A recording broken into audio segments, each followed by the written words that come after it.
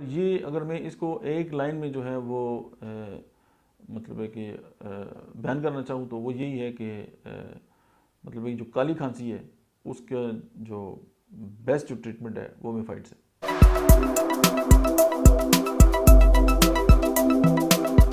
बिस्मिल्लाहिर्रहमानिर्रहीम, अस्सलाम वालेकुम। मेरा नाम डॉक्टर अहमद एजाज़ है और मैं सिविल होम्यो क्लिनिक सेबडाबाद से आपसे मुखातब हूँ। होम्योपैथिक थेरापेटिक्स के सिलसिले में आज हम जिस दवा के बारे में बात करेंगे उसका नाम है मेफाइट्स या मेफाइट्स भी लोग बोलते हैं इसको। और ये अगर मैं इसको एक लाइन में जो है वो मतलब है कि बयान करना चाहूँ तो वो यही है कि मतलब है कि जो काली खांसी है उसका जो बेस्ट जो ट्रीटमेंट है वो मेफाइट्स है। अब इसमें होता ही है कि और साथ ये कि ज़ोरदार काली खांसी। अच्छा, एक तो ये चॉकिंग है इसमें, उसके बाद जो है वो वुपिंग कफ है, स्पाज्मोडिक कफ है इसमें।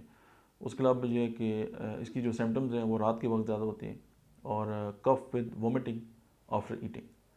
अच्छा, इसमें यह है कि मौसम सरमा में जो है अगर आप इसको इस्तेमाल करें तो जिस्म जो है वो मतलब बहुत जो वाइटलिटी है वो उसकी रीजनरेट हो जाती है और जिस्म जो है वो गर्म रहता है।